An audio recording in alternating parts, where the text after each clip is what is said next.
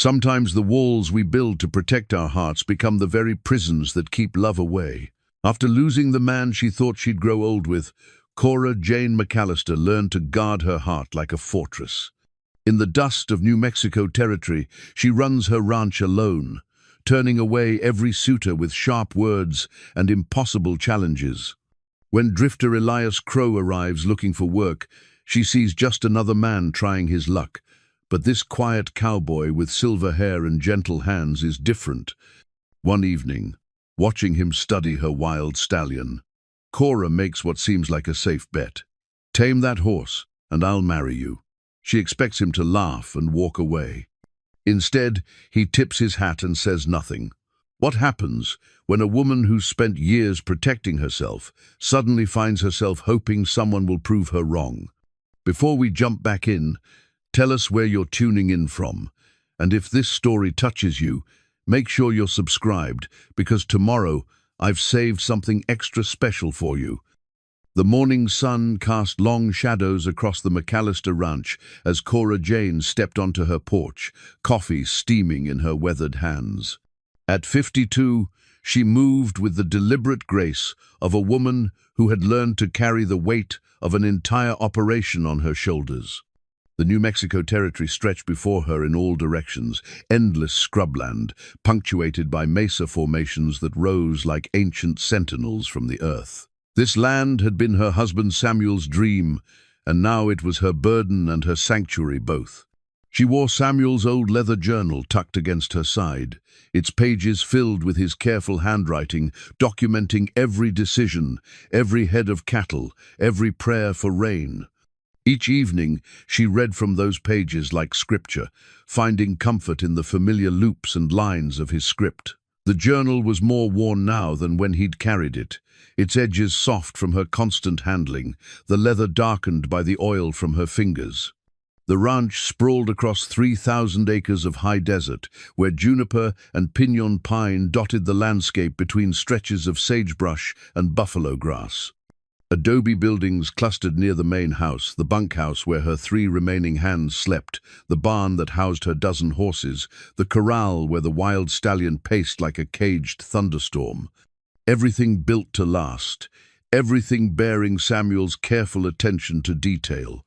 Cora had learned to read the land the way other women read faces. She could tell by the way the horses held their heads whether a storm was coming, could predict the success of a cattle drive by the color of the grass in the far pastures.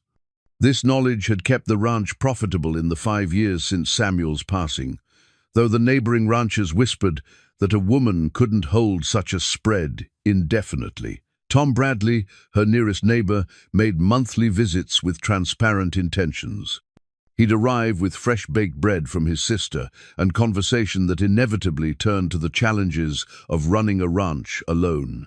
"A woman shouldn't have to carry such burdens," he'd say, his pale eyes earnest behind wire-rimmed spectacles. Cora would thank him for the bread and send him away with his pride intact, but his hopes diminished. Then there was Miguel Santos, whose father had been Samuel's friend. Miguel brought guitar serenades and promises to expand her cattle operation if she'd consent to marriage.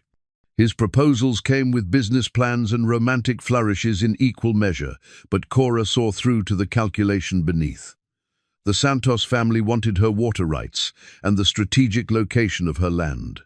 Her most persistent suitor was Judge Harrison Webb from town, a widower himself who understood loss but interpreted it differently. Webb courted her with respectability and social position, painting pictures of a life where she could retire from the exhausting work of ranching. His vision of their future involved selling the ranch and moving to Santa Fe, where she could host dinner parties and tend flower gardens instead of cattle. Each suitor received the same treatment, polite attention, followed by increasingly impossible challenges. She'd asked Tom to break the stallion that had killed a man in Albuquerque before Samuel bought him. She'd challenged Miguel to bring her a mountain lion's pelt taken with his bare hands. For Judge Webb, she'd requested he climb the treacherous peak of Sandia Mountain in winter. They all laughed off her requests as feminine whimsy, never understanding that she was testing their willingness to prove themselves worthy of a woman who had already loved completely. The wild stallion had been Samuel's final purchase, made just weeks before the fever took him. "That horse has fire in him, Cora Jane," Samuel had said, his voice already weakening. "Reminds me of you when I first met you." The stallion was a magnificent creature, coal-black, with a white blaze down his nose and eyes that held intelligence and fury in equal measure. No man had successfully ridden him. Several had tried, and been thrown so hard they'd limped away with their dignity scattered like dust. Her ranch hands, old Pete Kowalski, young Jimmy Santos, Miguel's nephew, and steady Carlos Mendoza, had learned to give the stallion wide berth. Pete, who'd been breaking horses since before Cora was born, took one look at the animal and declared him loco, crazy, beyond redemption. The horse had injured 2 men who'd attempted to ride him, leaving one with a broken arm and another with cracked ribs that still ached when the weather changed. The town of Las Cruces lay 15 miles south, close enough for supplies and gossip, but far enough to preserve the illusion of independence. Cora made the journey twice weekly, driving her wagon with the competence that had surprised the townspeople initially, but now drew their grudging respect. She conducted business with the bank, the feed store, and the general merchandise shop with crisp efficiency, never lingering for social conversation. At Hartley's Mercantile, Mrs. Eleanor Hartley would update her on the town's happenings while measuring out flour and coffee beans. The older woman had appointed herself Cora's unofficial advisor in matters of the heart, regularly reporting which eligible bachelors had made inquiries about the widow McAllister. "That nice Mr. Crow was in yesterday, Mrs. Hartley might say, her eyes bright with curiosity. Bought himself new work gloves and asked directions to your place, said he was looking for ranch work." Cora would nod non-committally, but her attention would sharpen. New faces were rare in their corner of the territory, especially men willing to work for modest wages on an isolated ranch. Most drifters preferred the excitement of the railroad towns or the mining camps, where money flowed more freely and questions were asked less frequently. When Elias Crow first appeared at her gate, Cora had been doctoring a cut on her favorite mare's leg. She looked up to see a man approaching on foot, leading a horse that had seen better days, but was clearly well cared for.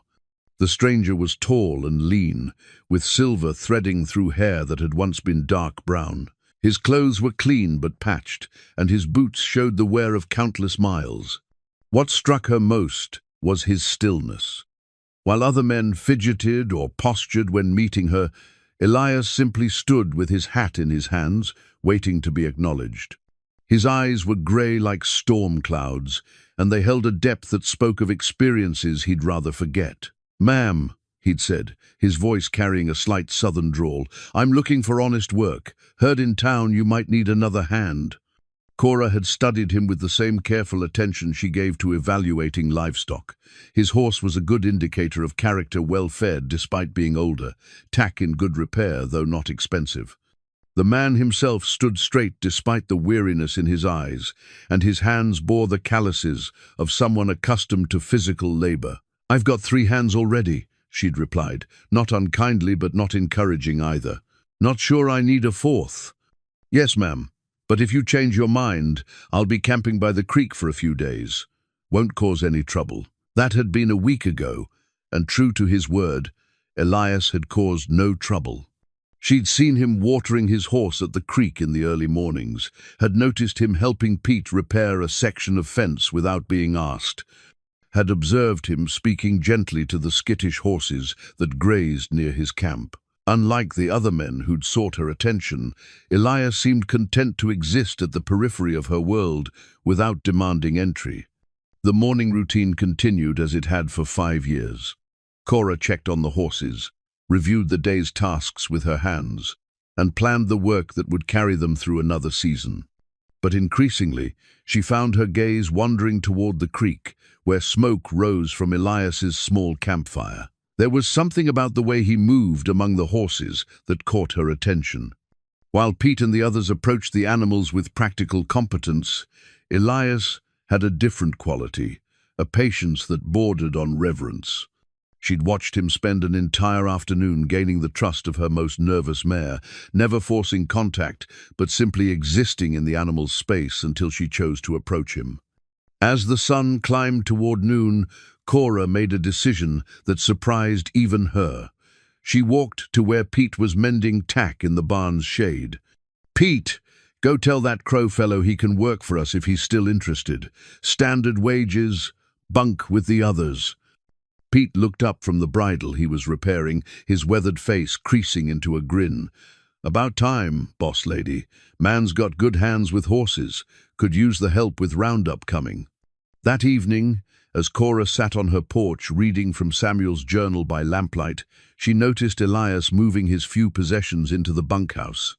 He worked quietly, efficiently, taking up no more space than necessary. When he finished, he stood in the yard, looking toward the corral, where the wild stallion snorted and paced in the gathering darkness.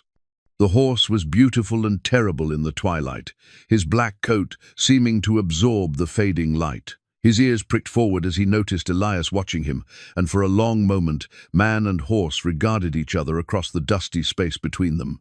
Cora found herself studying Elias's face in profile, noting the way he held himself not with the swagger of a man looking to prove himself, but with the quiet confidence of someone who had nothing left to prove. There was sadness in the set of his shoulders, a weariness that went deeper than physical exhaustion. She recognized it because she carried the same burden. The wind picked up, carrying the scent of sage and distant rain. Cora closed Samuel's journal and rose from her chair, suddenly uncomfortable with the direction of her thoughts. She had work tomorrow, cattle to move, fences to repair, accounts to reconcile. She had no time for wondering about the stories written in a stranger's weathered face. But as she turned to go inside, she glanced once more toward the corral, where Elias still stood watching the stallion. Something in the scene struck her as significant, though she couldn't name what it was. The man, the horse, the gathering darkness, all of it felt like the beginning of something she wasn't prepared to understand. Inside her house, surrounded by Samuel's belongings and the comfortable routines of widowhood, Cora tried to shake the feeling that her carefully ordered world was about to change in ways she couldn't predict or control. 3 weeks into Elias's employment, the evening that would change everything arrived with the kind of stillness that precedes a storm. The day's work had been completed, cattle moved to fresh pasture, a broken section of corral fence repaired, and the horses settled for the night. Pete and the younger hands had retired to the bunkhouse for their usual game of cards and whiskey, their laughter drifting across the yard like smoke from their cigarettes. Cora sat on her porch as was her custom, Samuel's journal open on her lap, though she hadn't turned a page in nearly an hour. Her attention kept wandering to the corral, where the wild stallion moved restlessly in the growing darkness. The horse seemed more agitated than usual, his hooves striking the hard-packed earth with sharp reports that echoed off the barn walls. The stallion's broken halter hung from a post nearby, a piece of leather that had defeated every man who'd attempted to slip it over the animal's head. Samuel had commissioned it from the finest leatherworker in Santa Fe, but it had never served its intended purpose. The stallion had destroyed 3 previous halters, either by refusing to accept them or by breaking free once they were in place. This latest one bore teeth marks and tears from his violent rejections. Elias emerged from the barn, carrying a bucket of oats, moving with that peculiar stillness that had marked him from the beginning. Instead of heading to the bunkhouse as she expected, he set the bucket down and approached the corral fence. The stallion's head snapped up, ears flicked forward, watching this new presence with intelligent wariness. "Easy there, boy," Elias said, his voice carrying easily in the still air.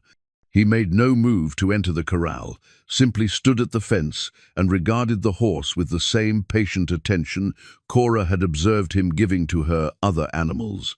The stallion snorted, a sound like steam escaping from a locomotive, and wheeled away from the fence. But instead of the frantic pacing that usually accompanied human attention, the horse slowed to a measured walk around the perimeter of the enclosure. His dark eyes never left Elias, but the rigid tension in his neck began to ease. Cora found herself rising from her chair, drawn by something in the scene she couldn't name. She walked to the edge of the porch, close enough to hear Elias's quiet murmuring, but not close enough to make out the words. Whatever he was saying seemed to have an effect on the stallion, whose ears had shifted from flat against his head to pricked forward in curious attention. "You planning to try your luck with that devil?" Cora called out, her voice carrying more sharpness than she'd intended. The question was meant to be casual, but it emerged with the edge of challenge that had become her default response to male ambition. Elias turned toward her, and in the lamplight spilling from her windows, she could see his face clearly for the first time since he'd arrived. His features were strong but weathered, with lines around his eyes that spoke of years spent squinting into sun and wind. There was something in his expression, not the cockiness she was accustomed to seeing when men looked at the stallion, but a kind of recognition, as if he saw something in the animal that others missed. "Might be," he said simply, "if you'd permit it." The words hung between them like a challenge of their own. Cora felt her pulse quicken, though whether from annoyance or anticipation, she couldn't say. She'd grown accustomed to men who either dismissed her challenges with laughter or accepted them with the kind of bravado that preceded inevitable failure. Elias's response was different, measured, serious, without a trace of the masculine posturing she'd come to expect. "That horse has put 3 men in the doctor's care," she said, stepping down from the porch and moving closer to the corral. "Samuel bought him from a man in Albuquerque who swore he'd never be broke. Said the horse had killed a trainer who tried to force him with whip and spur." Elias nodded, as if this information confirmed something he'd already suspected. "Some horses aren't meant to be broken," he said. "Maybe they just need to be understood." The stallion had stopped his pacing and now stood watching their conversation with an alertness that seemed almost human. His nostrils flared as he tested the air, reading the scents and tensions of the moment, with senses more acute than any human possessed.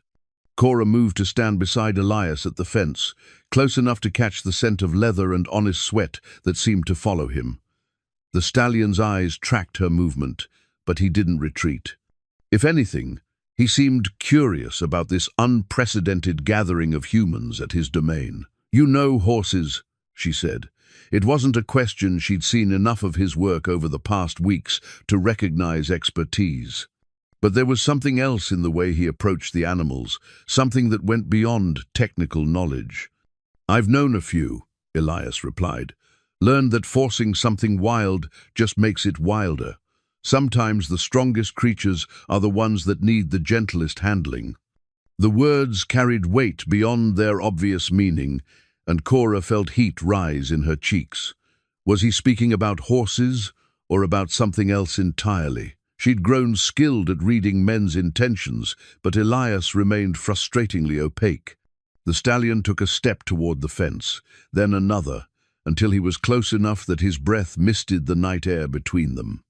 Elias didn't move, didn't extend his hand or make any gesture that might be interpreted as a demand for trust.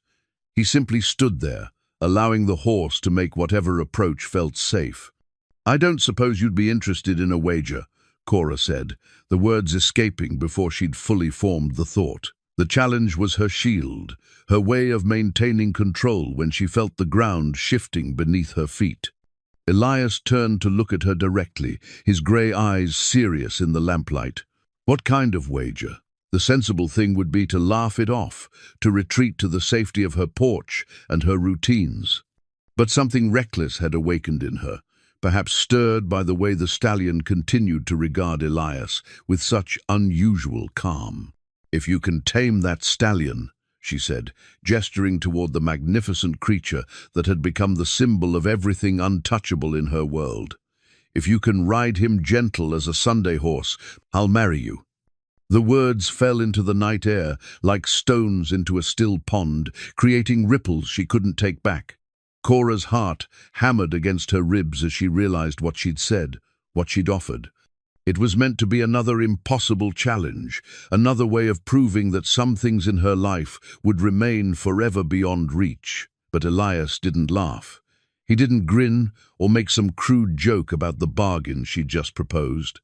Instead, he studied her face with the same patient attention he'd been giving the stallion, as if trying to read something written in a language he was still learning. "That's quite an offer," he said finally, his voice carrying none of the mockery she'd expected.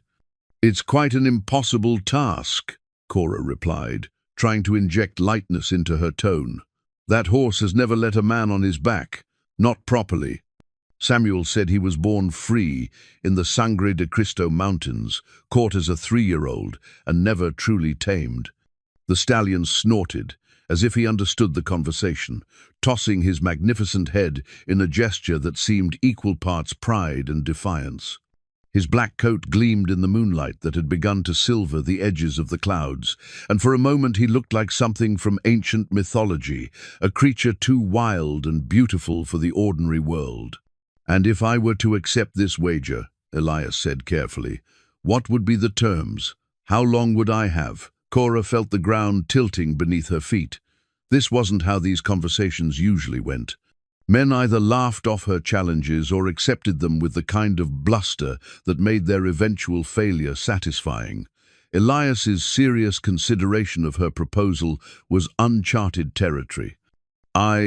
She began, then stopped, realizing she hadn't thought beyond the challenge itself. "I suppose until the first snow. That gives you the rest of the summer and most of autumn." Elias nodded slowly, as if weighing factors she couldn't see. The stallion had moved even closer to the fence, close enough that Elias could have reached out and touched his muzzle if he'd chosen to.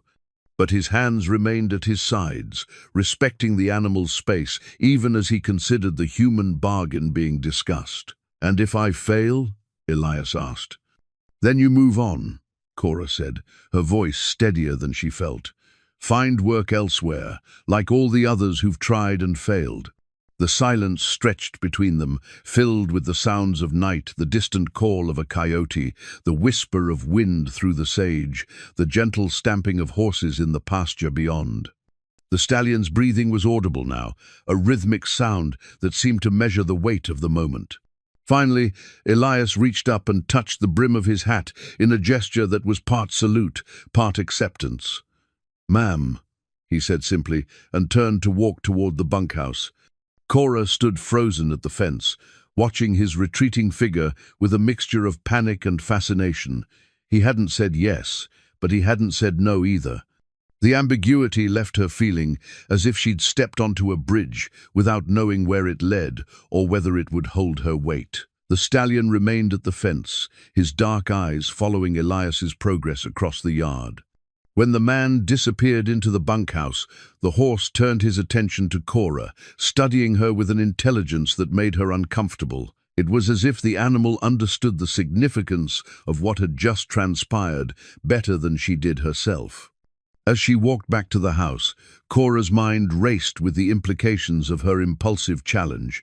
She'd made such offers before, always safe in the knowledge that they were impossible to fulfill. But something about Elias's response had shaken her confidence in the impossibility. His quiet acceptance, his lack of bravado, the way the stallion had responded to his presence, all of it suggested that her carefully constructed challenge might not be as insurmountable as she'd believed. In her bedroom, surrounded by Samuel's belongings and the familiar comfort of solitude, Cora tried to convince herself that nothing had really changed. Elias was just another drifter who would try and fail, like all the others. The stallion was still wild, still dangerous, still the perfect guardian of her carefully protected heart.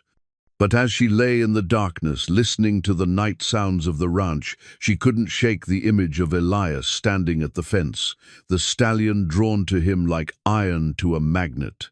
For the first time since Samuel's death, Cora fell asleep, wondering if the impossible might actually be possible, and whether she was more afraid of Elias failing or succeeding.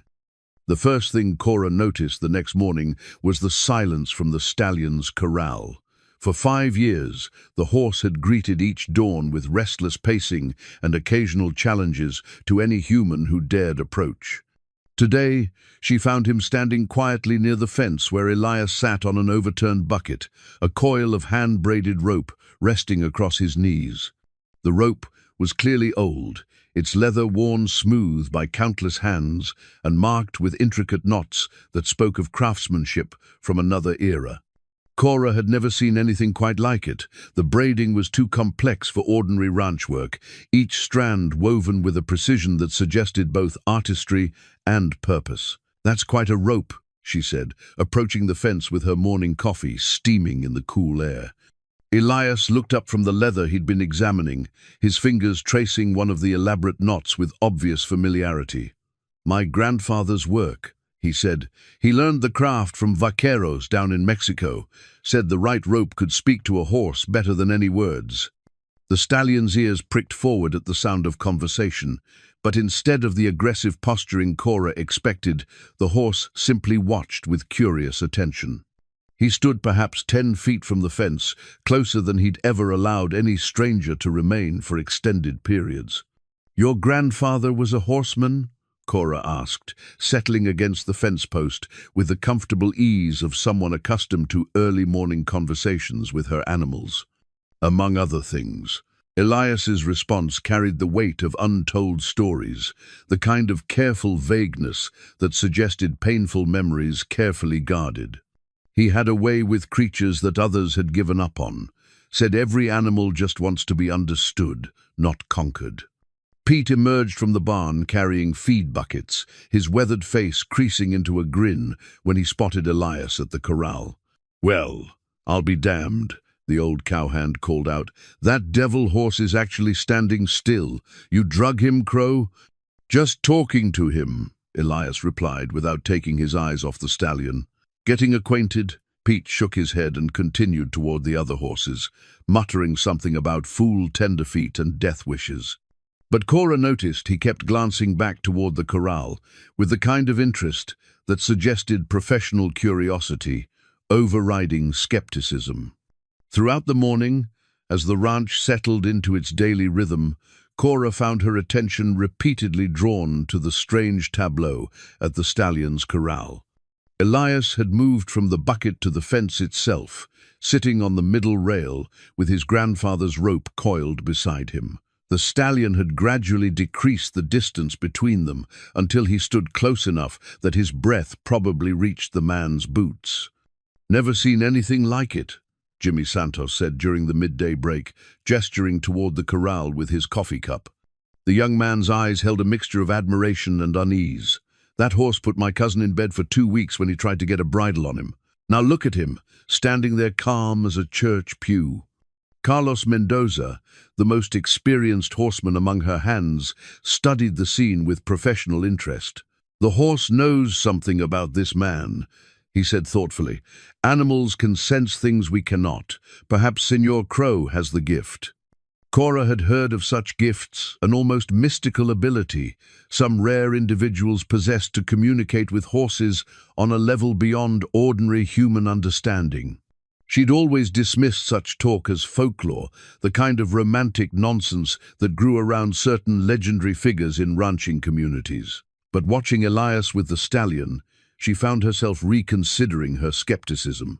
Word of the unusual situation had begun to spread beyond the ranch. Miguel Santos rode over that afternoon, ostensibly to discuss water rights, but clearly curious about the stranger who'd achieved what no local man had managed. His carefully groomed appearance and freshly oiled saddle suggested he'd taken extra care with his presentation. "Heard you hired a new hand," Miguel said, dismounting near the main house with studied casualness. "Word in town is he's got some crazy notion about riding that black devil of yours." Cora didn't miss the slight emphasis on yours, a reminder of Miguel's ongoing interest in both her property and her person. "Elias is proving himself useful," she replied neutrally, refusing to give Miguel the satisfaction of seeing her concern. Miguel's eyes found the corral, where Elias continued his patient vigil. The stallion had moved even closer now, close enough that the man could have reached out and touched the horse's muzzle if he'd chosen to. But Elias made no such gesture, content to simply exist in the animal's space without demanding more than the horse was willing to give. "Dangerous game," Miguel observed. "That horse has already proved he can't be broken. Man could get himself killed trying." "Some things are worth the risk," Cora found herself saying, surprised by the defensive edge in her voice. Miguel turned his attention back to her, his dark eyes calculating. "I hope you're not encouraging this foolishness, Cora. A woman in your position can't afford to lose good help to prideful stunts." The implications of his words weren't lost on her, the suggestion that she needed his guidance, his protection from her own poor judgment. It was the same attitude she'd encountered from every man who'd sought to court her, the assumption that widowhood had somehow diminished her capacity for sound decision-making. "I'm quite capable of managing my own affairs," she said coolly, "but I appreciate your concern." Miguel's jaw tightened at the dismissal, but he managed a smile that didn't reach his eyes. "Of course, I only meant well. Perhaps we could discuss it over dinner. I'd be happy to share my thoughts on managing difficult hands." Before Cora could respond, a sound from the corral drew their attention. The stallion had extended his neck toward Elias, his muzzle stopping just inches from the man's outstretched hand. The moment held perfect stillness, predator and prey, suspended in a tableau of mutual trust that seemed to defy everything Cora knew about the horse's nature. Then the stallion snorted and wheeled away, but not with his usual violence. Instead, he moved with what could only be called playfulness, like a colt testing the boundaries of a new game. Elias remained motionless on the fence, his expression unchanged, but something in his posture suggested satisfaction. "I'll be damned," Miguel breathed. Never seen him do that before. Neither had Cora, and the realization sent an unexpected thrill through her chest. For 5 years, the stallion had been the perfect symbol of things beyond reach, beyond taming, beyond the possibility of change. Watching him respond to Elias's patient approach felt like witnessing the impossible made manifest. After Miguel left, his departure hastened by the clear indication that his romantic interest wasn't welcome. Cora found herself drawn back to the corral. Evening was approaching, painting the sky in shades of gold and crimson that reflected off the stallion's dark coat like captured fire. "How long do you plan to just sit there?" she asked, settling against the fence where she'd stood the previous night. Elias turned to look at her, and she was struck again by the depth in his grey eyes. "As long as it takes," he said simply. "Rushing things would undo whatever trust we've built." "And what exactly have you built?" The question carried more intensity than she'd intended, but she found herself genuinely curious about his methods. "Understanding," Elias said. "He knows I'm not here to force him, not here to prove anything to anyone else, just here to see if we might find some common ground." The stallion's ears flicked at the sound of their voices, and he turned to study them with that unsettling intelligence. In the fading light, his eyes seemed almost human in their awareness. "My grandfather used to say that breaking a horse was the easy part," Elias continued. "Any fool with enough strength and stubbornness could break an animal's spirit, but earning their partnership, that was an art few men ever mastered." Cora thought of Samuel, who'd approached their animals with respectful competence, but nothing approaching the almost mystical connection she was witnessing. Her husband had been a good man and a capable rancher, but he'd never possessed whatever quality drew the stallion to seek Elias's presence. As darkness settled over the ranch, Elias finally climbed down from the fence. The stallion followed his movement, pressing against the rails as if reluctant to see the man leave. It was a gesture of attachment that would have seemed impossible just days before. "Same time tomorrow?" Cora asked, though she wasn't sure why the answer mattered to her. "Every day until he's ready," Elias confirmed, "or until winter comes and the wager ends." Watching him walk toward the bunkhouse, Cora felt the first stirrings of something she'd thought permanently buried with Samuel, hope mixed with anticipation, the sense that tomorrow might bring changes she'd never dared to imagine. The stallion remained at the fence, his dark form barely visible in the gathering night, waiting for a dawn that would bring the return of the only human who'd ever treated him as something other than a challenge to be conquered.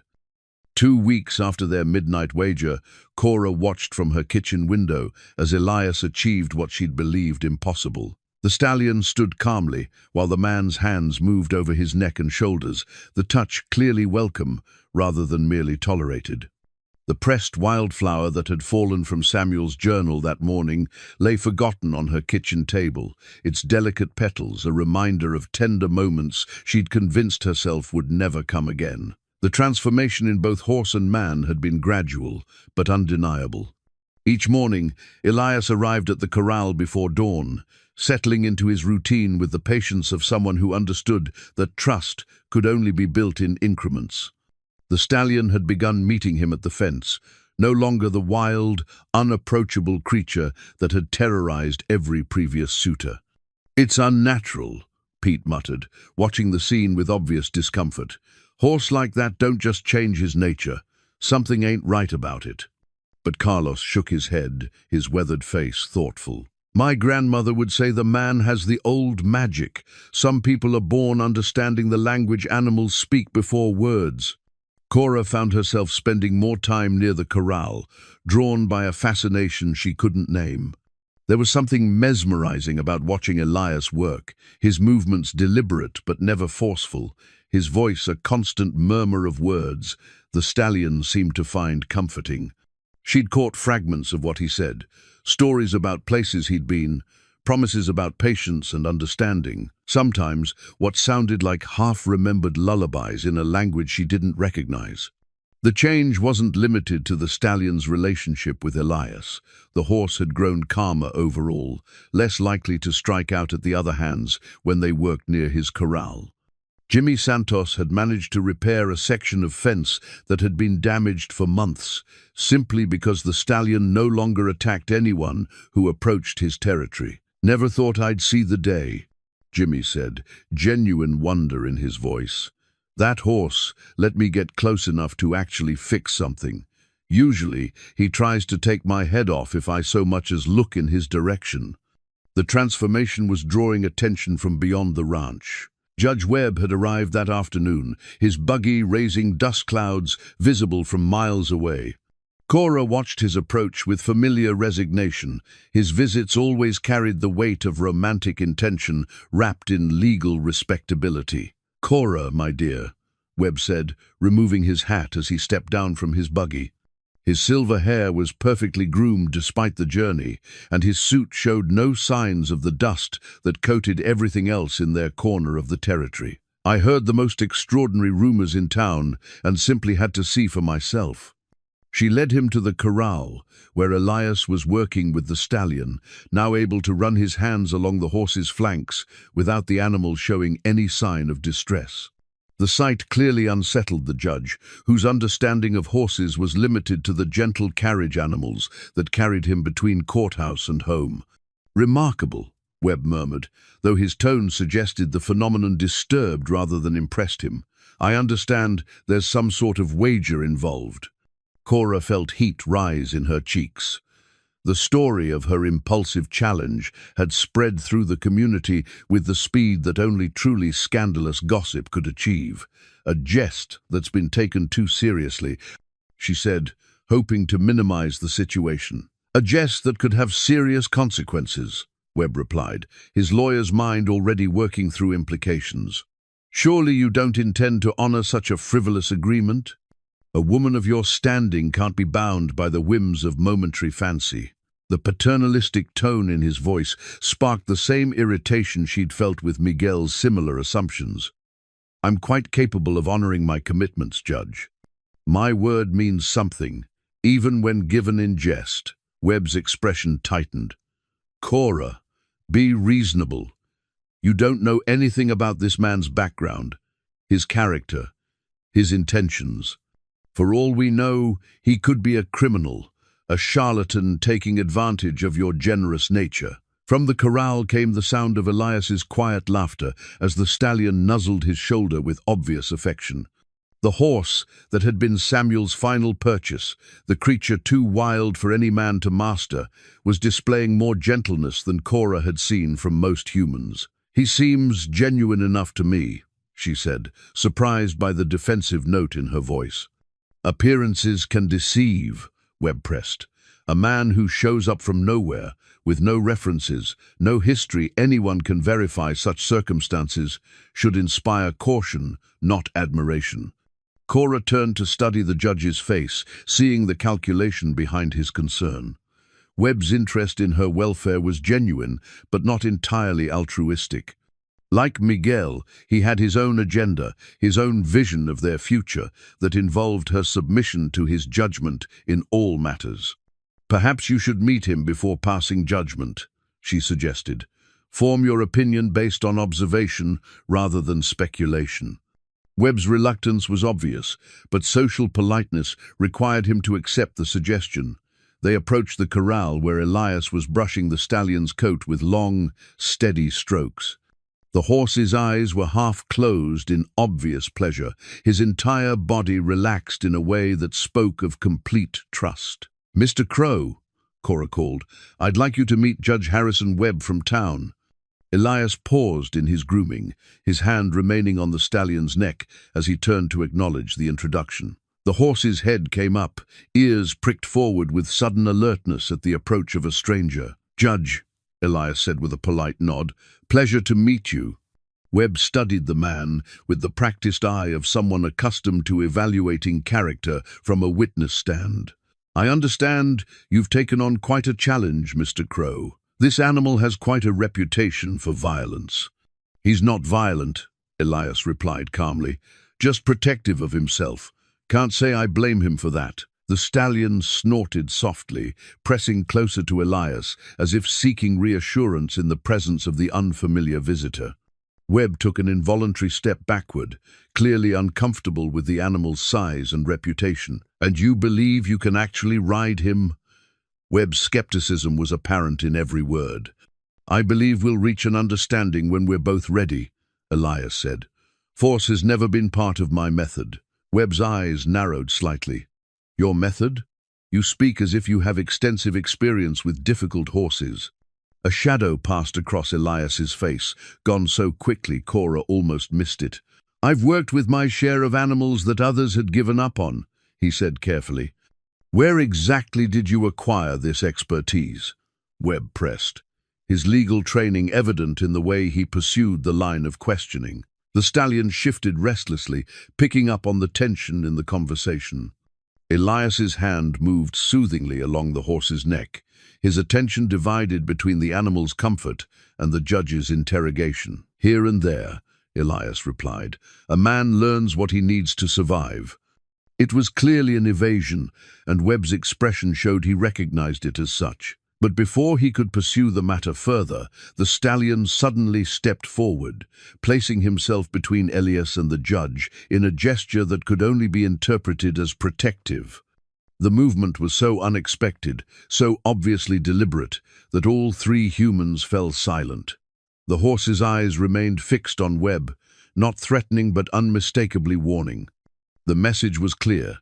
This man belonged to the stallion now, and interference wouldn't be tolerated. "Well," Webb said after a moment, his voice slightly strained, "that's certainly unusual behavior." Elias smiled, the first truly warm expression Cora had seen from him since his arrival. "He's got strong opinions about who he likes," he said, his hand never leaving the stallion's neck. After Webb's departure, hastened by his obvious discomfort with the horse's continued attention, Cora lingered at the corral. The sun was setting, painting the sky in shades that reminded her of the pressed wildflower she'd found that morning, a relic from a time when such tender moments had seemed possible. "He's not wrong to be cautious," Elias said quietly, correctly interpreting her thoughtful silence. "You don't know much about me, about where I've been or what I've done." Cora considered this, watching the way the stallion remained close to Elias even as darkness began to settle over the ranch. "I know you're kind to animals," she said finally, I know you work hard without being asked. I know you've never once pushed me for attention or tried to convince me of anything beyond what I can see with my own eyes. That might not be enough, Elias said, his voice carrying a weight that suggested painful experience with judgment and rejection. It's enough for him, Cora replied, gesturing toward the stallion. And right now, that feels like the best recommendation a man could have. As she walked back to the house, Cora found herself thinking about the pressed wildflower waiting on her kitchen table, a reminder of tenderness preserved between the pages of Samuel's practical records. For the first time since becoming a widow, she wondered if such moments might be possible again, if the walls she'd built around her heart might prove as permeable as the barriers the stallion was slowly abandoning. The first time Cora heard Elias play his harmonica, she was checking the chicken coop just after sunset. The melody drifted across the yard like smoke, haunting and sweet, carrying notes that seemed to speak of longing and loss in equal measure. She followed the sound to find him sitting on the corral fence, the small silver instrument gleaming in the moonlight as he played for an audience of one. The stallion stood close enough to touch, his great head lowered, as if he were listening with the same rapt attention a human might give to a master musician. His ears were pricked forward, his entire body still, except for the gentle rise and fall of his breathing. The scene was so unexpectedly tender that Cora felt her throat tighten with emotion she hadn't experienced in years. When the melody ended, the stallion whickered softly, a sound of contentment that Cora had never heard from the fierce creature that had terrorized her ranch for so long. Elias tucked the harmonica into his shirt pocket and reached out to stroke the horse's muzzle with the casual affection of old friends. "That was beautiful," Cora said, stepping out of the shadows where she'd been transfixed by the unexpected concert. Elias startled slightly, then smiled with what might have been embarrassment. "Didn't know I had an audience," he said. "Hope I didn't disturb your evening." "Not at all. I've never seen him so calm." She approached the fence, marveling at how the stallion barely acknowledged her presence, so focused was he on maintaining contact with Elias. "Where did you learn to play like that?" "My grandfather again," Elias replied, his fingers finding the harmonica through his shirt pocket. "Said music was the universal language, could speak to any creature with a heart to hear it. Taught me that some horses respond better to a tune than to words." The stallion's contentment was palpable, his usual restless energy replaced by a peace that seemed to radiate outward into the gathering darkness. Cora found herself studying Elias's profile in the moonlight, noting the way his weathered features softened when he looked at the horse. "You really believe you can ride him?" she said. It wasn't a question she'd seen enough over the past weeks to understand that Elias's confidence wasn't based on arrogance, but on genuine connection. "I believe he'll let me try when he's ready," Elias corrected gently. "The riding part will be up to both of us." Before Cora could respond, the sound of approaching hoofbeats drew their attention. A rider was coming hard across the pasture, his horse's labored breathing audible even at a distance. As the figure drew closer, she recognized Tom Bradley, his usually neat appearance disheveled by urgent travel. "Cora!" Tom called out as he reined in his lathered horse. "Thank God you're here. We've got trouble brewing in town. Rustlers hit the Morrison place, ran off near 30 head. Sheriff thinks they might be working their way through all the isolated ranches." The news sent a chill through Cora's chest.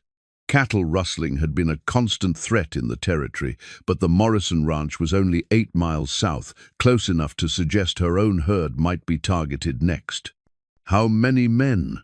she asked, her mind already calculating the defenses available to her. "At least 6, maybe more. They came at night, knew exactly where to find the best stock. Professional operation, not just opportunists." Tom's eyes found Elias, and his expression hardened slightly. "Sheriff's asking all the ranchers to keep extra watch, maybe consider moving their herds closer to the main houses." Elias had climbed down from the fence, his relaxed demeanor replaced by alert attention. "When did this happen?" he asked, Tom's reluctance to address the stranger was obvious, but practical necessity overrode social prejudice. Last night, Morrison's hands didn't discover the theft until this morning. Rustlers knew their routine, waited until the night watch was at the far end of their territory. Cora felt the weight of vulnerability that came with running an isolated ranch with limited help. Her 3 regular hands were competent but not gunfighters, and the ranch's sprawling layout made it impossible to watch every approach simultaneously. "I could ride into town tomorrow," she said, thinking aloud. "Talk to the sheriff about what precautions." "No need for that," Tom interrupted. "I'm riding back tonight to organize a group of local men to patrol the area. We'll keep watch on your place along with the others." The offer was generous, but came with implications Cora recognized. Tom's protective instincts were genuine, but they also served his romantic interests. Playing the role of defender would reinforce his position as a suitor worthy of consideration. "That's very kind," she began, but Elias stepped forward. "Might be better to keep our own watch," he said quietly. "Rustlers this organized, they'll be watching for patrols, planning around them. Sometimes the best defense is the one they don't expect." Tom's jaw tightened at the interruption. "And what experience do you have with rustlers, Mr. Crow? This isn't about gentling horses, we're talking about dangerous men with guns and bad intentions." Something shifted in Elias's expression, a hardness that transformed his mild features into something altogether more formidable. "I've dealt with dangerous men before," he said, his voice carrying undertones that made even the Stallion's ears prick with attention. The 2 men regarded each other across a tension that had nothing to do with cattle rustling and everything to do with competing claims on Cora's attention and safety. Tom represented respectability, established connections, the known quantity of local standing.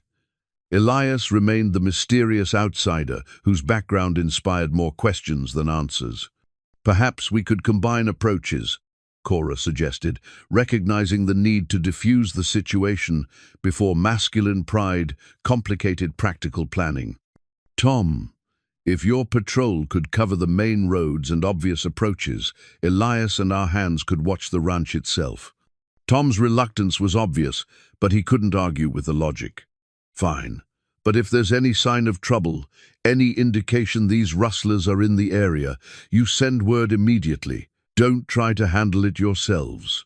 After Tom's departure, Cora found herself alone with Elias in the gathering darkness. The stallion had remained calm throughout the tense conversation, but now he pressed closer to the fence, as if sensing the changed atmosphere. "You sounded very certain about handling dangerous men," she said, studying Elias's face in the moonlight. "Some experiences stay with you," he replied carefully, "whether you want them to or not." The evasion was becoming familiar, but tonight Cora found herself less willing to accept it. The prospect of danger had sharpened her awareness of how little she actually knew about the man she'd allowed into her life. The man whose success with the stallion was bringing them closer to a promise that had seemed safely impossible when she'd made it. "Elias," she said, her voice carrying a seriousness that made him turn to face her directly.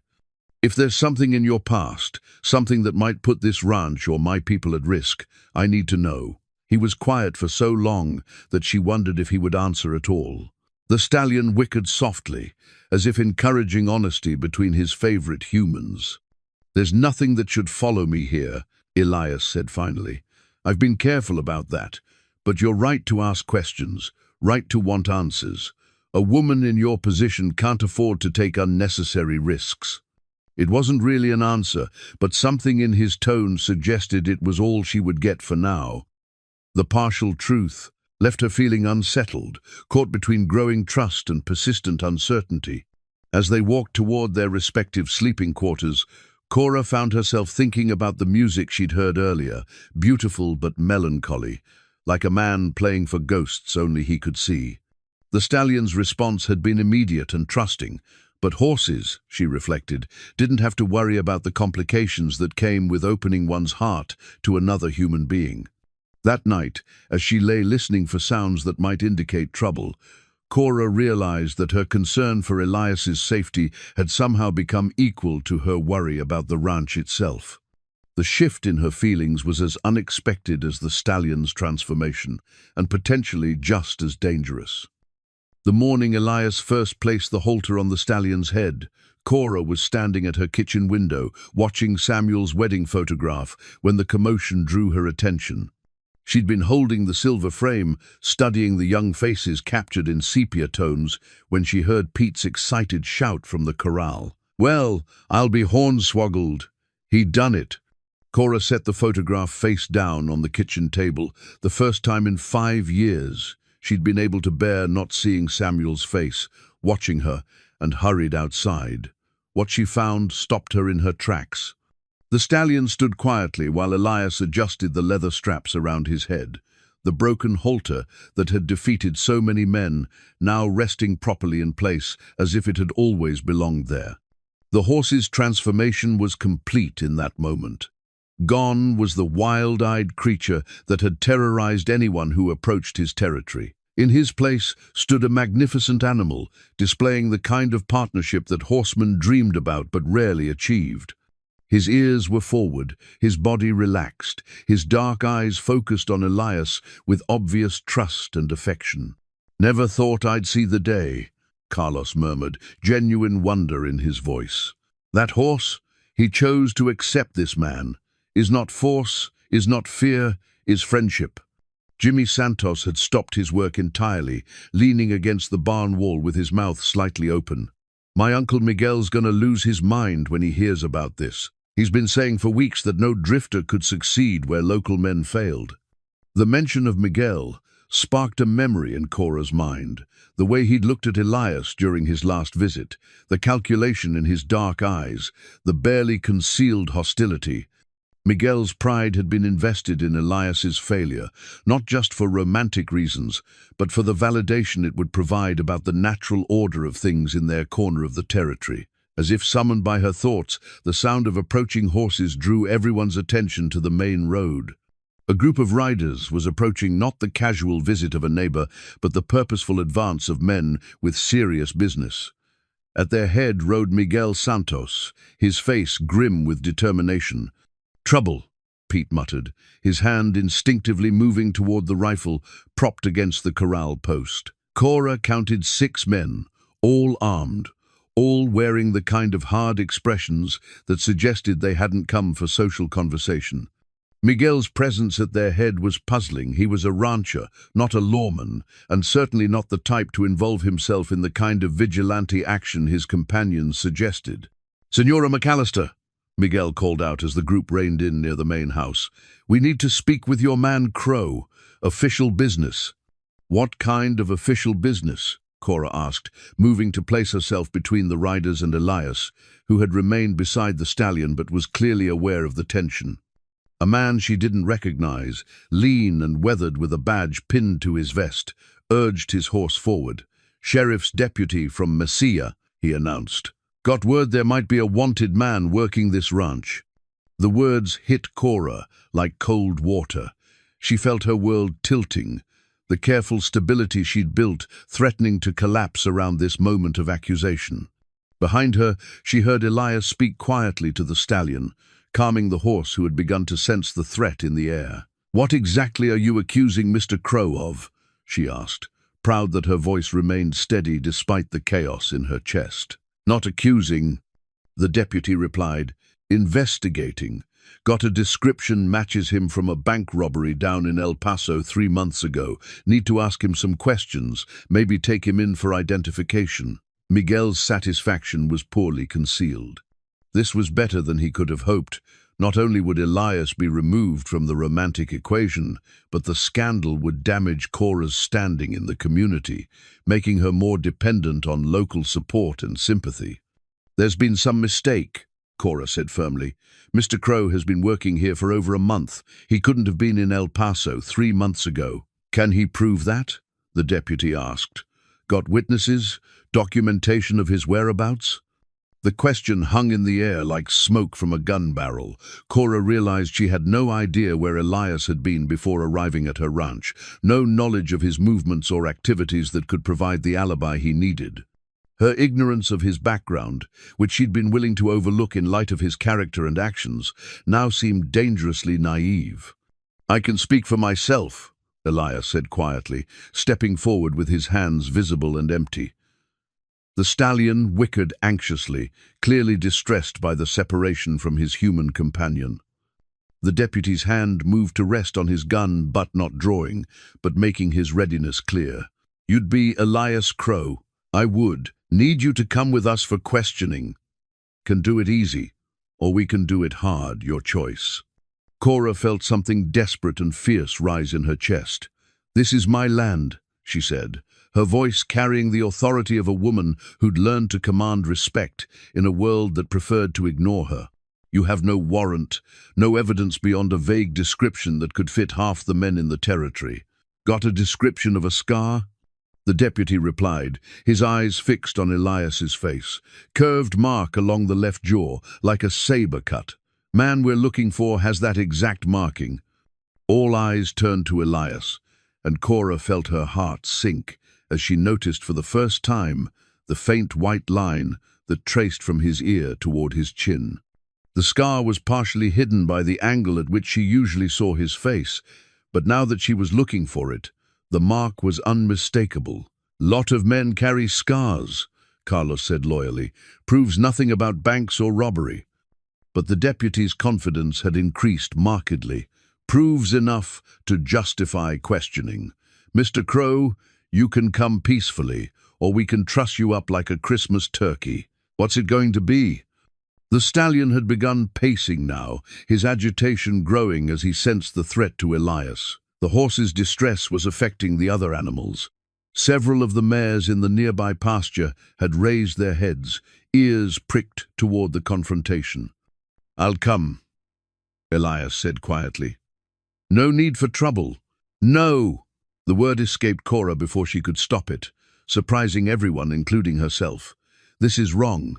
You all know this man. You've seen his character, his work. Does he seem like a bank robber to you?" Miguel's expression had shifted from satisfaction to something approaching concern.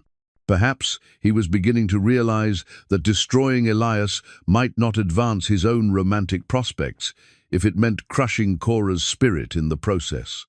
"Cora," Miguel said, his voice gentler than before, "sometimes people aren't what they seem. It's better to know the truth." But as the deputy produced rope to bind Elias's hands, the stallion's agitation reached a breaking point. The magnificent animal reared up, striking the air with his hooves and releasing a sound that was part scream, part challenge. The noise startled the deputy's horse, which shied violently and nearly unseated its rider. In the confusion that followed, Cora made a decision that surprised even her. She stepped directly between Elias and the deputy, her chin raised in defiance that reminded everyone present why Samuel McAllister had fallen in love with her in the first place. "If you want to take him," she said, her voice carrying across the yard with absolute authority, "you'll have to go through me first. And I promise you, gentlemen, that won't be as easy as you might think."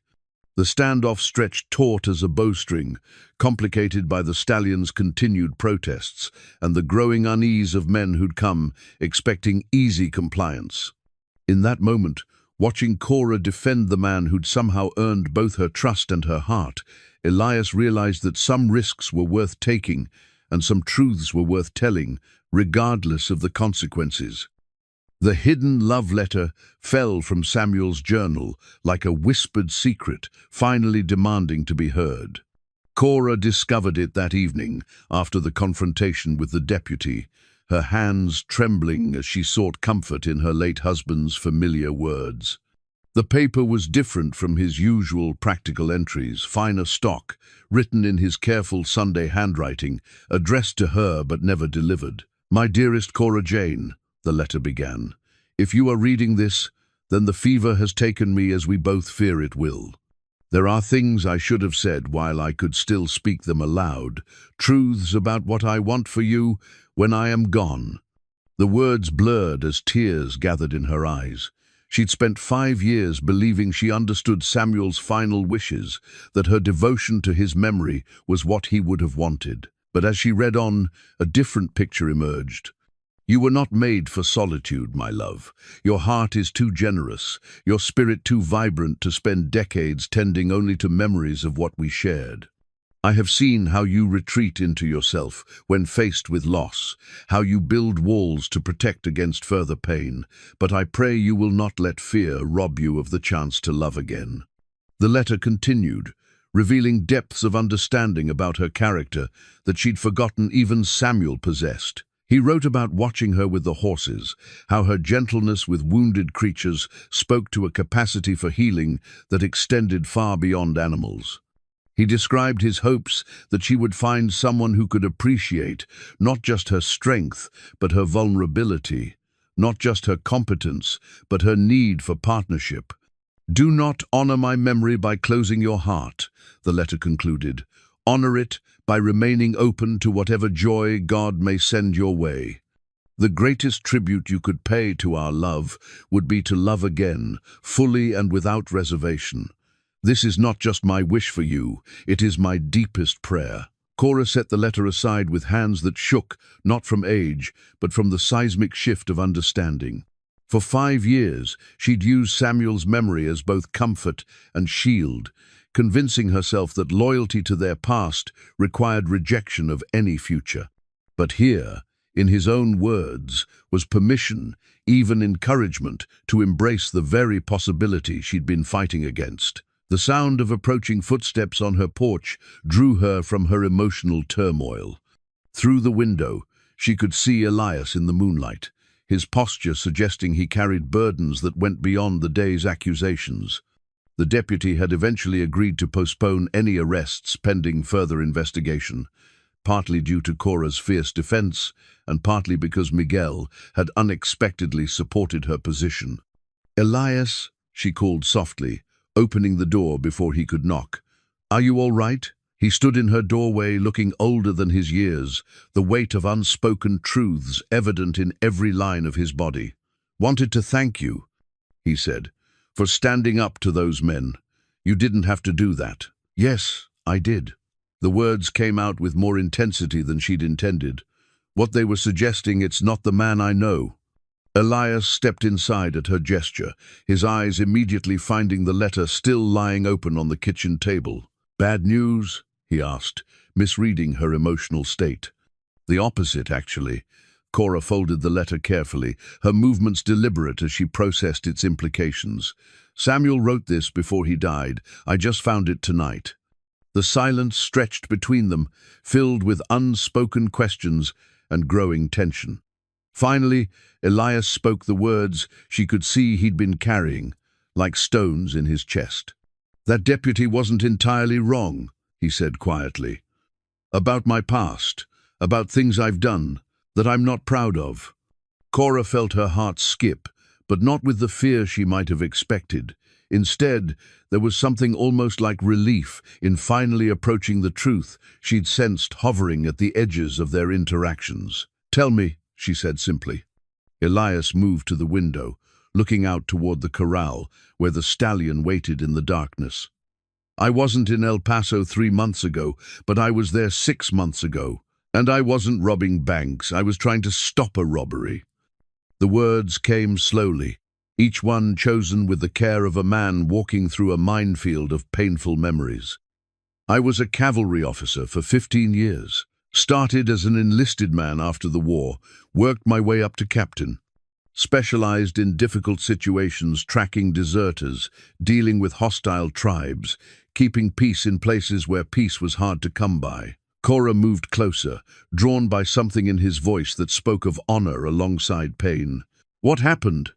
"Orders came down to relocate a peaceful band of Apache from their traditional lands. Women, children, old people who'd never raised a hand against anyone. The government wanted their territory for mining claims." Elias's hands clenched at his sides. "I was told to make it happen, whatever the cost." The pieces began falling into place his way with animals, his understanding of trust and patience, the sadness that seemed permanently etched into his features. You refused. I tried to find another way. Negotiated with the tribal leaders, looked for compromise solutions. But when the deadline came, I was ordered to drive them out by force. His voice dropped to barely above a whisper. I couldn't do it. Wouldn't do it. So I was court-martialed, stripped of rank, and dishonorably discharged. The scar on his jaw made sense now, not from a bar fight or criminal activity, but from the kind of conflict that came with standing up for principle against institutional pressure. The cavalry marked you. More than that, word got around about what I'd done, why I'd been dismissed, made it hard to find work, hard to settle anywhere.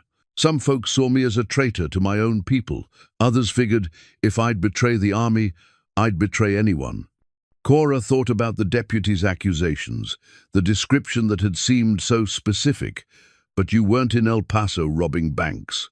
I was there, trying to stop one, saw it happening, recognized one of the robbers as a deserter I'd tracked years earlier, tried to intervene, got knocked unconscious for my trouble. When I came to, the robbers were gone, and I was bleeding in the street with witnesses who'd seen me near the bank during the crime. The irony was bitter. A man trying to do right, being blamed for the very crime he'd attempted to prevent. So you ran. Seemed like the wise thing to do. Who was going to believe a disgraced ex-officer over the word of respected townspeople? Elias turned from the window to face her directly.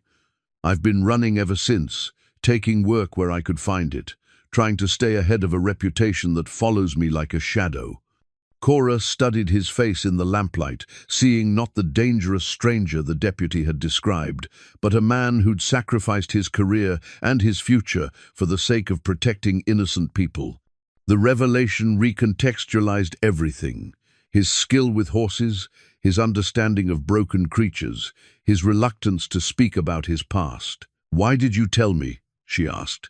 "You could have let me go on believing whatever I wanted. Because you defended me today. Because you trusted me without knowing if you should. Because," he paused, struggling with words that clearly didn't come easily. "Because I care what you think of me, and I couldn't let you care about someone who wasn't real." The honesty in his voice was devastating in its completeness. Here was a man who'd lost everything for the sake of his principles, who'd been wandering the territory like a ghost of his former self, finally finding the courage to risk rejection by telling the truth.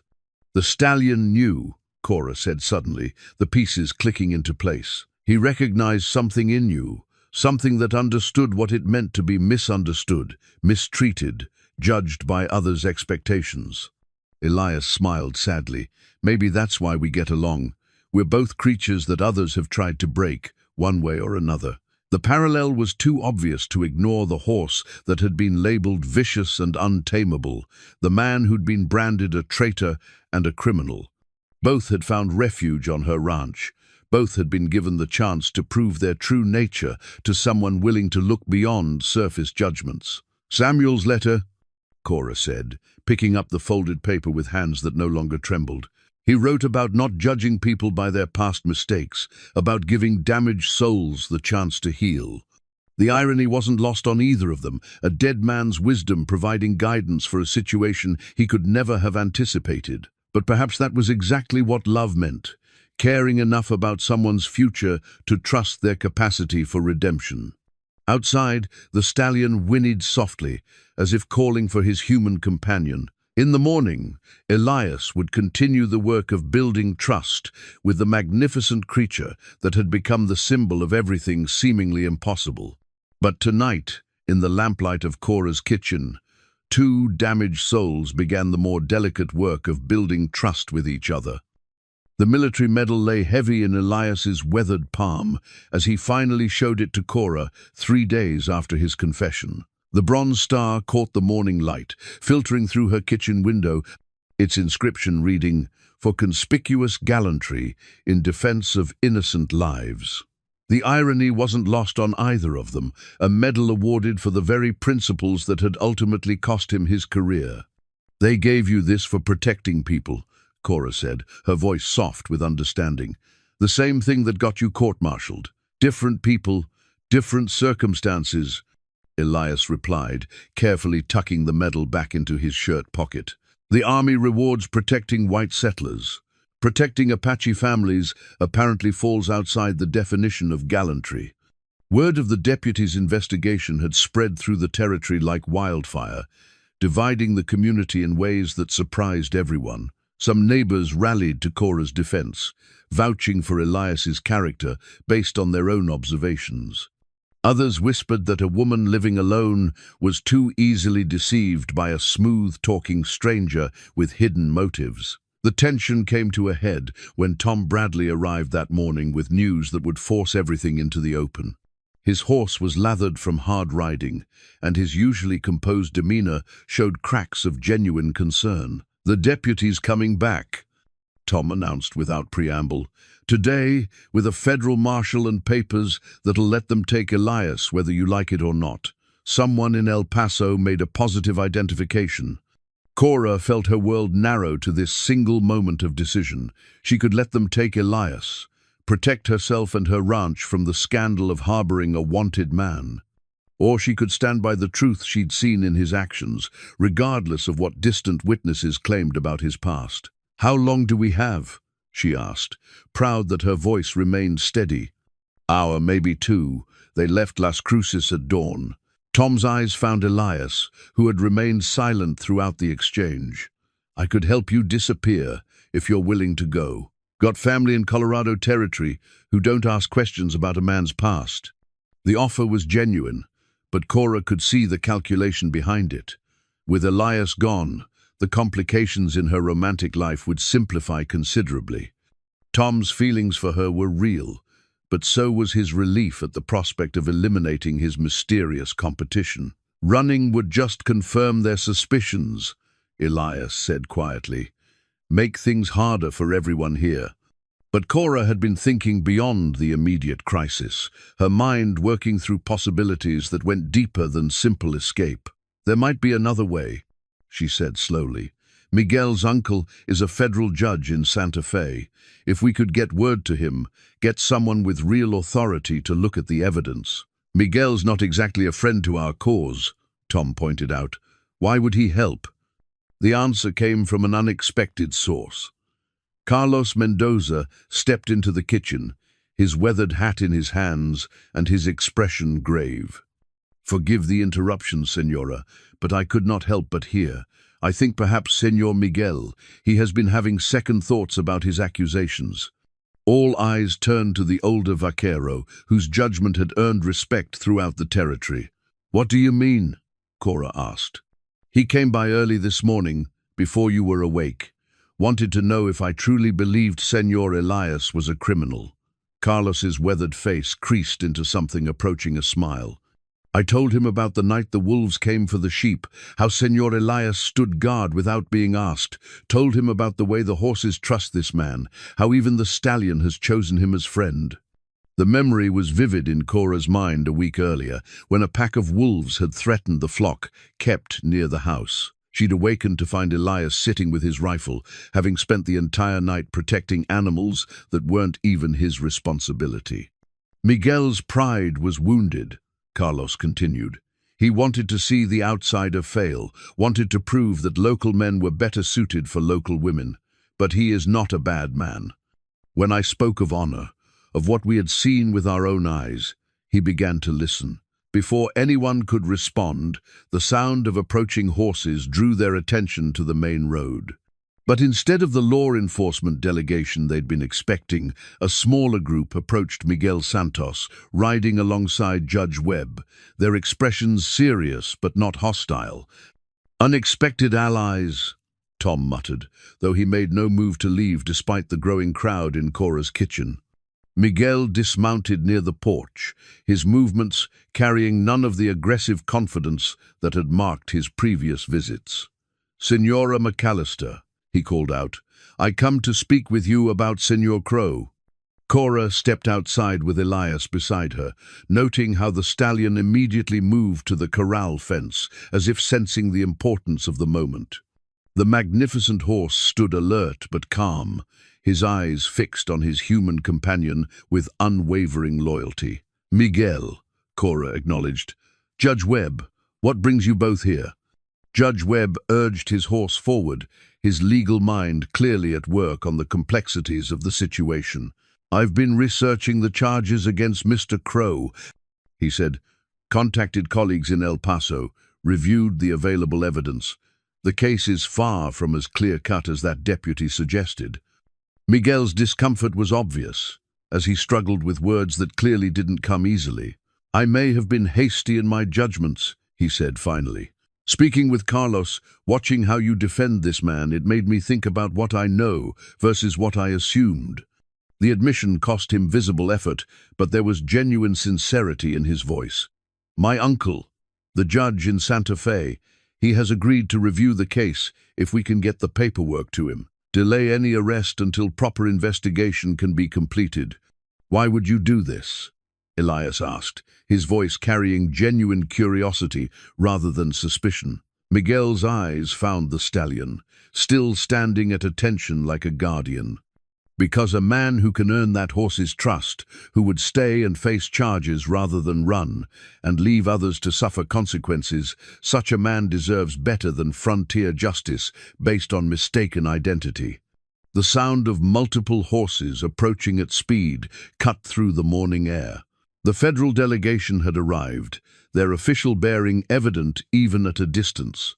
Cora counted 4 men, all armed, all wearing the kind of determination that suggested they wouldn't be easily dissuaded from their mission. "Time's up," Tom said grimly.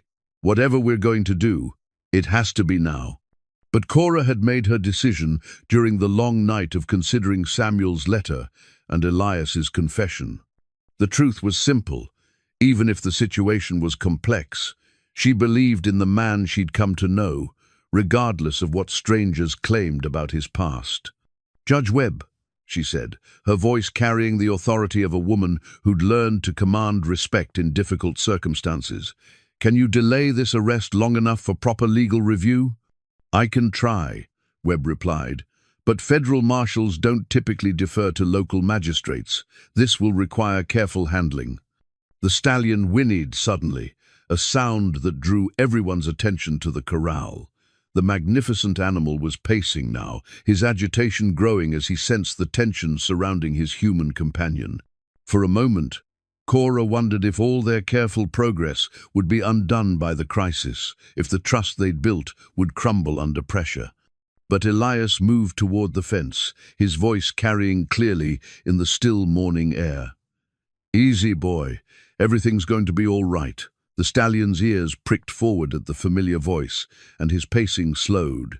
Within moments, he was standing calmly at the fence, his muzzle extended toward Elias, in a gesture of trust that seemed to encompass everything important about character and judgment.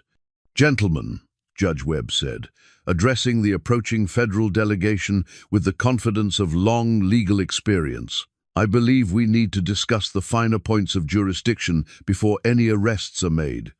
As the two groups of lawmen began their careful negotiations, Cora stood beside Elias at the corral fence, watching the stallion who had become the symbol of everything worth fighting for.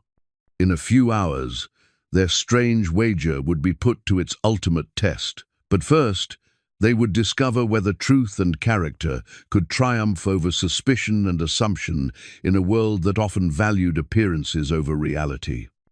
The original saddle that had belonged to Samuel sat on the corral fence like a bridge between past and future. Cora had carried it from the tack room herself, her hands trembling slightly as she offered it to Elias. For 5 years, no man had been permitted to use Samuel's gear. It had been too sacred, too connected to memories she wasn't ready to share. But watching the federal marshal reluctantly agree to witness the completion of their wager before making any arrests, she realized that some gestures carried more weight than words. "He'd want it used properly," she said simply, running her fingers along the worn leather that still held the shape of her late husband's body. "Samuel always said a good saddle should help a horseman, not hinder him." Elias accepted the saddle with the reverence it deserved, understanding the magnitude of what Cora was offering. The federal marshal, a stern man named Patterson who'd ridden hard from Albuquerque, watched the exchange with poorly concealed impatience. "This is highly irregular," Patterson complained to Judge Webb. "Federal warrants don't wait for parlor games and romantic wagers." But Webb had spent the morning carefully explaining the legal complexities of the situation, pointing out that a hasty arrest, based on questionable identification, could create problems for everyone involved. 1 hour, he'd negotiated. Let the man attempt what he came here to do.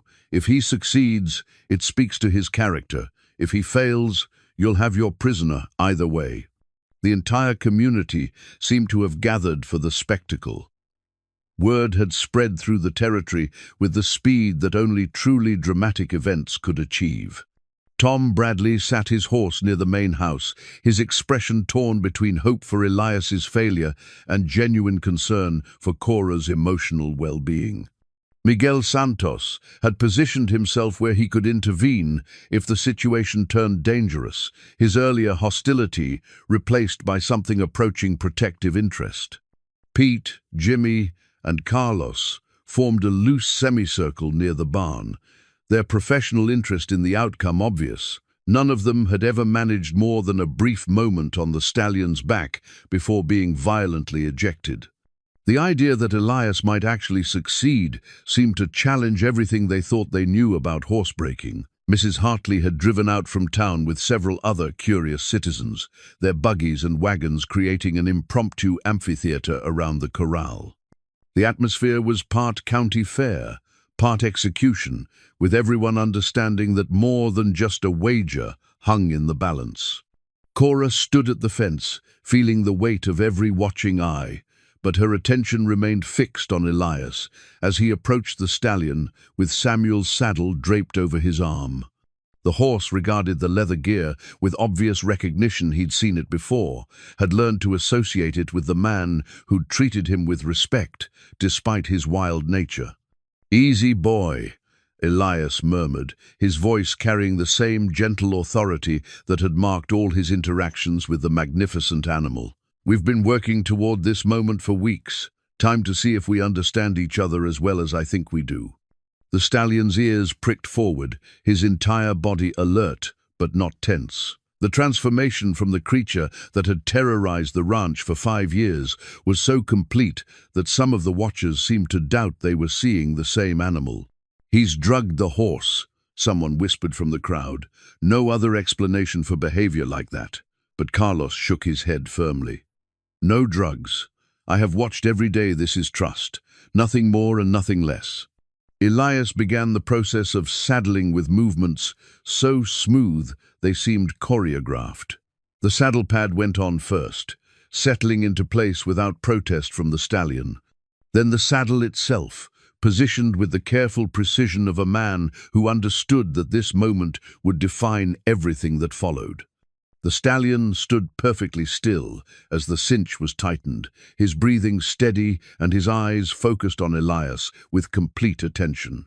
There was no pawing, no head-tossing, none of the violent resistance that had marked every previous attempt to prepare him for riding. "I'll be damned," Pete muttered. "Never seen anything like it in 40 years of working horses." Marshal Patterson checked his pocket watch with obvious irritation. "How much longer is this going to take? I have a schedule to keep." "Patience, Marshal," Judge Webb replied. "Some things can't be rushed." Cora found herself holding her breath as Elias completed the final adjustments to the tack. Everything had led to this moment. The weeks of patient work, the gradual building of trust, the transformation of both horse and man from broken creatures into something approaching wholeness. The stallion turned his magnificent head to study the gathered crowd, his dark eyes seeming to assess each face with almost human intelligence. When his gaze found Cora, she could have sworn she saw understanding there, an acknowledgement of what this moment meant, not just for him and Elias, but for her as well. "Ready?" Elias asked, though it wasn't clear whether the question was directed at the horse, at Cora, or at himself. The stallion snorted softly, a sound that carried none of the aggression that had marked his previous encounters with potential riders. Instead, it seemed almost like an affirmation, as if he were saying yes to whatever came next. Elias placed his left foot in the stirrup, his movements deliberate and calm. The stallion's ears flicked back briefly, then forward again, tracking every shift in weight and balance. For a moment that seemed to stretch into eternity, man and horse remained poised on the edge of either triumph or disaster. The crowd had fallen completely silent, understanding that they were witnessing something rare and significant. Even Marshal Patterson had stopped checking his watch, caught up despite himself in the drama unfolding before them. Then Elias swung his right leg over the saddle and settled into his seat with the fluid grace of a man born to horseback. The stallion tensed briefly, feeling the full weight of a rider for the first time in his adult life. His muscles coiled like springs, every line of his body suggesting explosive potential. But instead of the violent eruption everyone expected, the stallion simply stood there, his head high, and his ears pricked forward with what could only be described as pride. The moment held perfect stillness, man and horse united in a partnership that seemed to transcend the usual boundaries between species. "Well, I'll be hornswoggled," someone breathed from the crowd. Cora felt tears gathering in her eyes as she watched the culmination of weeks of patient work. This was what love looked like when it was built on understanding rather than force, on trust rather than dominance. The stallion had chosen to accept Elias just as she had chosen to accept him, not because they were compelled to, but because they recognized something worth preserving in the gentle strength he offered. The new bridle that Elias had crafted during the long evenings of their courtship gleamed in the afternoon sun as he guided the stallion toward Cora's porch. The leather work was exquisite, hand-tooled with patterns that spoke of artistic skill alongside practical knowledge. Every strap had been cut and fitted specifically for this horse, this moment, this culmination of patient understanding between two souls that had found peace in each other's company. The stallion moved with liquid grace beneath Elias, his powerful strides eating up the distance between corral and house with the confidence of an animal that had finally found his purpose. There was no fighting, no resistance, no struggle for dominance. Instead, horse and rider moved as one entity, demonstrating the kind of partnership that most horsemen dreamed about but rarely achieved. The crowd watched in stunned silence as Elias brought the stallion to a perfect halt directly in front of the porch where Cora stood.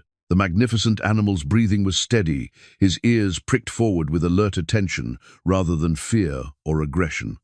5 years of wildness had been transformed into willing cooperation through nothing more than patience, understanding, and the kind of gentle persistence that recognized strength without trying to break it.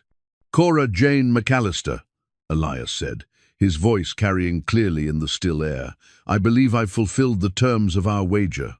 The formality of his words couldn't hide the emotion beneath them, and Cora felt her heart racing as she looked up at the man who had somehow achieved the impossible. He sat Samuel's saddle as if he'd been born to it, completely at ease on the back of a horse that had defeated every other rider who dared to try. "So you have," she replied, her voice steady despite the chaos of feelings in her chest. Around them, the assembled crowd stirred with excitement and disbelief, but their attention seemed distant compared to the connection crackling between the woman on the porch and the man on horseback. Marshal Patterson stepped forward, his official bearing intact, despite the unprecedented nature of what he'd just witnessed.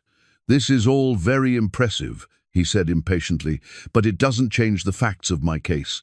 Mr. Crow, you're still under arrest for bank robbery." But Judge Webb had been conferring quietly with Miguel Santos, and now the judge cleared his throat with the authority of years on the bench. "Actually, Marshal, I think you'll find that the facts of your case are not as solid as you believed." All attention turned to the elderly jurist, who produced a telegram from his coat pocket with the flourish of a man accustomed to dramatic moments in courtrooms. I took the liberty of wiring my colleagues in El Paso this morning, requesting a more detailed review of the evidence against Mr. Crow. The marshal's confidence wavered slightly. What kind of review? The kind that reveals the actual bank robber was arrested in Tucson 2 days ago. Webb replied smoothly. A man named Jeremiah Crow, note the similar name, who bears a superficial resemblance to our Mr. Crow, but lacks the distinguishing scar that led to the mistaken identification. The news hit the gathering like a thunderclap. Miguel stepped forward to add his own contribution to the reversal. My uncle, the federal judge in Santa Fe, has already issued papers dismissing all charges. Senor Crow is a free man. Cora felt her knees go weak with relief. The impossible had become possible on multiple fronts. Not only had Elias tamed the untamable Stallion, but the shadow of his troubled past had been lifted by truth finally coming to light. Marshal Patterson's frustration was obvious, but he couldn't argue with federal documentation. "This is highly irregular," he muttered, but began rolling up the arrest warrant with obvious reluctance. The Stallion chose that moment to step closer to the porch, bringing Elias within easy reach of where Cora stood. The horse's movement was deliberate, as if he understood the significance of the moment and wanted to facilitate whatever came next. "I believe this means you owe me a wedding," Elias said quietly, his grey eyes holding hers with an intensity that made the rest of the world seem to fade away. Cora looked up at him, seeing not the mysterious drifter who'd arrived at her ranch months ago, but the man who'd proven himself worthy of trust through patience, kindness, and the courage to stand by his principles even when it cost him everything. The Stallion beneath him seemed to nod approval, as if adding his own endorsement to the proposal. "I believe it does," she replied, her voice carrying across the yard with crystal clarity. The crowd erupted in cheers and applause, the dramatic tension of the day finally releasing itself in celebration. Tom Bradley managed a gracious smile despite his disappointment, understanding that he'd been bested by a better man. Mrs. Hartley was already planning the wedding feast in her mind, her practical nature asserting itself even in the midst of romantic triumph. But for Cora and Elias, the noise of celebration seemed distant compared to the quiet miracle of finding love when neither had been looking for it. The Stallion stood calm and patient beneath his rider, the perfect symbol of what could be achieved when trust replaced force, when understanding conquered fear. As the sun began its descent toward the western mountains, painting the sky in shades of gold and crimson, the untamable horse carried his rider in a slow circle around the yard, showing off for the crowd that had gathered to witness their partnership. Each step was confident, each movement fluid, demonstrating that some challenges were worth the patient work required to overcome them. The wager had been won, but more importantly, 3 broken souls, woman, man, and horse, had found in each other the healing that comes from being truly understood. 6 months later, on a crisp autumn morning when the cottonwoods had turned golden and the air carried the promise of winter, Cora stood in her bedroom, adjusting the 2 wedding rings that now graced her finger. The new band was simple gold, chosen to complement rather than replace the chain that still held Samuel's ring against her heart. Together, they represented not the abandonment of her past, but its integration with a future she'd never dared to imagine. The ceremony had taken place the previous day in the yard of the ranch, with Judge Webb officiating, and the entire community gathered to witness what many considered the most romantic story the territory had ever produced. The Stallion had been given a place of honor, decorated with ribbons and standing calm as a child's pony, while Elias and Cora exchanged vows beneath the autumn sky. Mrs. Hartley had outdone herself with the wedding feast, transforming the simple ranch house into something approaching a palace with flowers, candles, and enough food to feed half the territory. Even Miguel Santos had attended, bringing a wedding gift of fine leather work and genuine wishes for their happiness. His gracious acceptance of defeat had elevated him in everyone's estimation, proving that true character revealed itself in how a man handled disappointment. Now, as Cora prepared for her first full day as Mrs. Elias Crow, she reflected on the changes that had transformed not just her life, but her understanding of what love could be. With Samuel, love had been the passionate certainty of youth, built on shared dreams and the belief that they could conquer any challenge together. With Elias, love was something deeper and more deliberate, the careful tending of trust between two people who had learned that the heart could be broken but not destroyed. Through her window, she could see her husband working with a new horse that had arrived the previous week.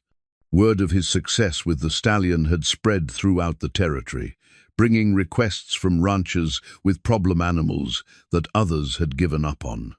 Elias had accepted these challenges with the same patient approach that had won the Stallion's trust, building a reputation as a man who could gentle the ungentleable.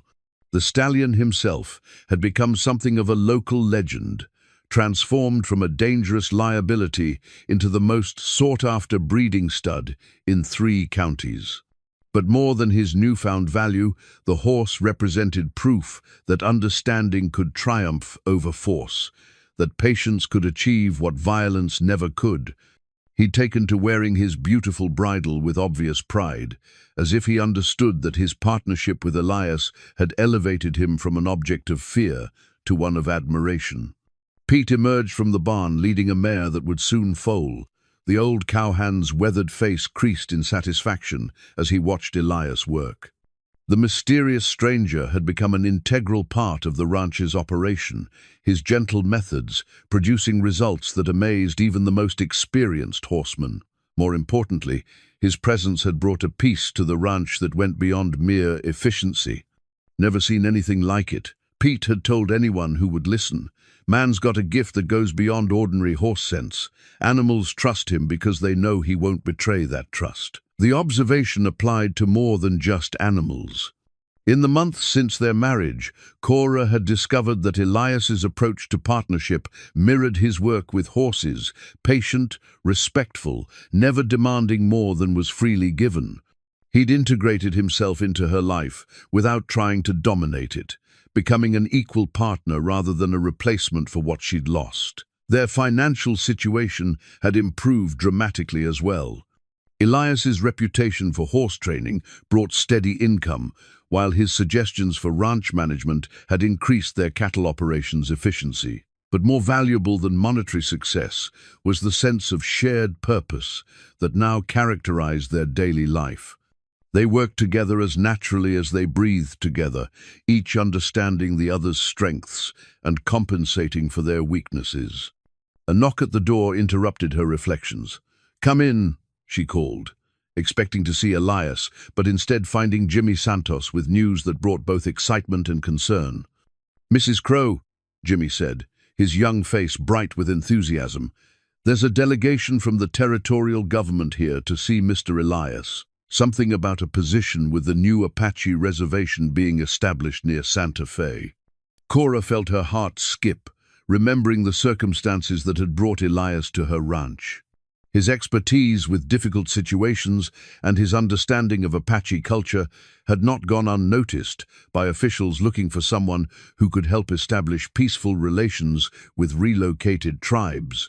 She found the delegation in her front yard, 3 well-dressed men in conversation with Elias near the corral, where the Stallion watched proceedings with intelligent attention. The horse's presence seemed to lend weight to whatever discussion was taking place, his calm magnificence serving as a testament to Elias's unique abilities. "Mrs. Crow," the lead official said as she approached, "your husband has quite a reputation. We're hoping to convince him to accept a position as liaison to the Apache families being relocated to the Bosque Redondo reservation. His background and methods could make the difference between success and disaster." Cora looked at Elias, seeing the conflict in his eyes. This was a chance to redeem his military career, to use his painful experience for positive purpose. But it would also mean leaving the ranch, the life they'd built together, the peace he'd found in their isolated corner of the territory. "What kind of position?" she asked, her practical nature asserting itself, even as her heart worried about the implications. Administrative oversight of the transition process, the official explained, making sure the relocated families are treated with dignity, that their needs are met, that the promises made to them are kept. Someone with military experience, but also with understanding of their culture and perspective. The irony was beautiful and terrible. The man who'd been court-martialed for protecting Apache interests was being asked to do exactly that, officially and with government support. Cora could see the appeal in Elias's face, the possibility of transforming his greatest failure into meaningful success. It would mean traveling, Elias said carefully, his eyes meeting hers with the kind of communication that needed no words, being away from the ranch for weeks at a time. But not permanently, the official added quickly. The position would be based here, with travel as needed. We understand you've established roots in the community. Cora made her decision with the same instinctive certainty that had led her to defend Elias against the deputy's accusations. Take it, she said simply. This is what you were meant to do. Elias's smile was radiant with gratitude and love. You're sure? I'm sure.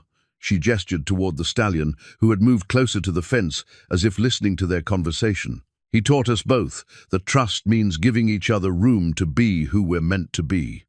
As the delegation prepared to leave with Elias's acceptance, Cora reflected on how completely her world had changed since that evening when she'd made an impossible wager with a mysterious stranger.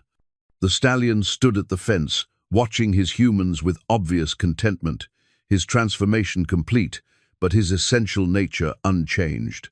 He was still magnificent, still powerful, still possessed of an independent spirit, but now those qualities served partnership rather than isolation. The same could be said of both the humans whose lives he'd helped to heal. Cora remained strong, competent and self-sufficient, but her strength now supported shared dreams rather than solitary survival. Elias retained his gentle wisdom and patient approach to difficult problems, but his skills now served a purpose larger than mere survival. As evening settled over the ranch, husband and wife stood together at the corral fence, watching the stallion graze peacefully in the gathering darkness. The horse that had once symbolized everything untouchable and impossible now represented the truth that had emerged from their unlikely courtship. Some challenges were worth the patience required to overcome them, some trust was worth the risk required to build it, and some love was worth waiting a lifetime to find. In the distance, a coyote called to the rising moon, its voice carrying across the vast landscape of the New Mexico territory. The sound no longer seemed lonely to Cora, but rather like a celebration of wildness that had found its proper place in the world. The stallion raised his head briefly at the call, his ears pricked with interest, but his body relaxed with the confidence of a creature that had finally found his home. Tomorrow would bring new challenges, new horses to gentle, new responsibilities to accept. But tonight, surrounded by the peace that comes from understanding and acceptance, three souls who had once been broken rested in the knowledge that healing was possible, that trust could triumph over fear, and that love, patient, gentle, and true, was the strongest force in any territory, civilized or wild.